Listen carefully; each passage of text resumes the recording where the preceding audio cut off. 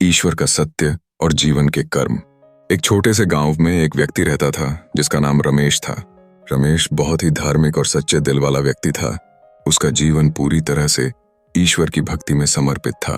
वह रोज पूजा पाठ करता, मंदिर जाता और धार्मिक कार्यों में लीन रहता। उसका दिल हमेशा दूसरों की मदद करने के लिए तैयार रहता था और वह कभी भी किसी से बुरा नहीं करता था। परंतु रमेश के मन में एक उलझन थी। वह सोचता था, मैं ईश्वर की पूजा करता हूँ, सही काम करता हूँ, फिर भी ईश्वर के दर्शन क्यों नहीं होते। तो वह हमेशा इस बात से परेशान रहता था। उसके मन में यह सवाल गूंजता था कि यदि ईश्वर सच में है तो क्यों वह उसे अपना आशीर्वाद नहीं देते। वह कभी भी ईश्वर के अस्तित्व पर शंका करता, लेकिन उसके दिल के किसी कोने में एक छोटा सा विश्वास भी था कि ईश्वर हर जगह होते हैं। फिर भी वह कभी उनके दर्शन क्यों नहीं कर पा रहा था। रमेश का जीवन बहुत सादा था। वह धन दौलत की लालसा नहीं करता था, लेकिन फिर भी उसे हमेशा यही लगता था कि उसने कोई गलत काम नहीं किया है। फिर भी उसके जीवन में कुछ न कुछ गलत क्यों हो जाता है। वह सोचता था, मैंने किसी का कुछ नहीं बिगाड़ा, फिर भी मुझसे गलत क्यों हो रहा है। एक दिन रमेश किसी काम से एक सुनसान जंगल से गुजर रहा था। वह हमेशा की तरह ईश्वर के बारे में सोच रहा था जब उसे रास्ते में एक बूढ़ा साधु दिखाई दिया। साधु की आंखों में गहरी समझ और शांतिपूर्ण चेहरा था। रमेश ने उन्हें देखा और उनका अभिवादन किया। फिर उसने अपनी व्यथा उन्हें सुनाई।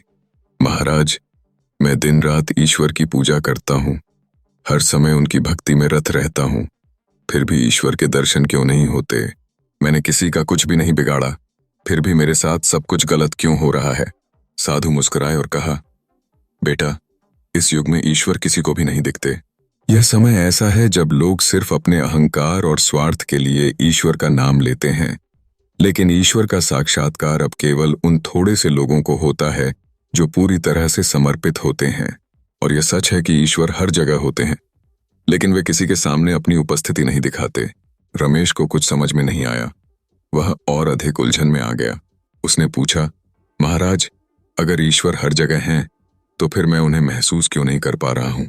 मैं तो हर दिन उन्हें याद करता हूँ, फिर भी मेरी जिंदगी में दुख ही दुख क्यों आते हैं।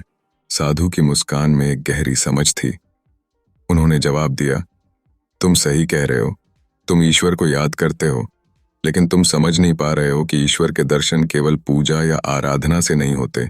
ईश्वर के दर्शन तब होते हैं जब तुम अपने कर्मों को सही दिशा में करने की कोशिश करते हो। तुम्हें यह समझना होगा कि किसी के साथ हुई कोई भी गलती, चाहे वह अनजाने में हो, उसका असर इस जीवन में ही पड़ता है। रमेश चौंका और कहा, लेकिन मैंने तो कभी किसी का बुरा नहीं किया। अगर मेरे कर्म अच्छे थे तो फिर मेरी जिंदगी में दुख क्यों आते हैं। साधु ने गहरी सांस ली और कहा, बेटा, ईश्वर ने हमेशा कहा है कि हर व्यक्ति को उसके कर्मों का फल इस जीवन में ही मिलता है। कभी कभी हम जो गलती करते हैं वह अनजाने में होती है, लेकिन उसका असर हमें इस जीवन में भुगतना ही पड़ता है। यह जरूरी नहीं कि गलती करने वाला हमेशा उसका परिणाम भुगते, लेकिन कभी कभी हमें अपना कर्म समझने और सुधारने का मौका मिलता है। रमेश को एहसास हुआ कि शायद वह अपनी गलतियों को पहचान नहीं पा रहा था। शायद वह अपने अच्छे कर्मों को ही खुद के द्वारा किए गए सर्वोत्तम कार्य मानता था। लेकिन क्या उसने कभी किसी को आहत किया था? क्या कभी किसी का अधिकार छीन लिया था? क्या वह किसी की मदद करने का अवसर खो चुका था? वह चुपचाप सोचने लगा। साधु ने उसे शांतिपूर्वक देखा और कहा, सच्चे ईश्वर के दर्शन केवल तभी हो सकते हैं जब तुम अपने भीतर के सत्य को जान सको, अपने कर्मों को पहचान सको। यह तुम्हारी आस्था और भक्ति नहीं है, बल्कि तुम्हारा आत्मज्ञान है जो तुम्हें ईश्वर तक पहुंचाता है। रमेश ने सिर झुका लिया और साधु के शब्दों को दिल से महसूस किया।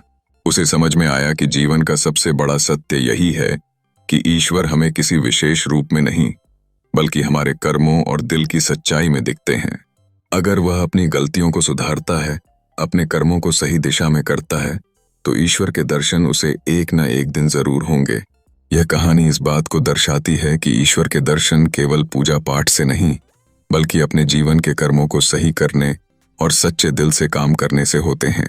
रमेश ने यह सीखा कि ईश्वर हर जगह होते हैं, लेकिन हमें अपने जीवन में उन परमात्मा के दर्शन तभी हो सकते हैं जब हम अपने दिल की सच्चाई और कर्मों की सही दिशा को पहचानें।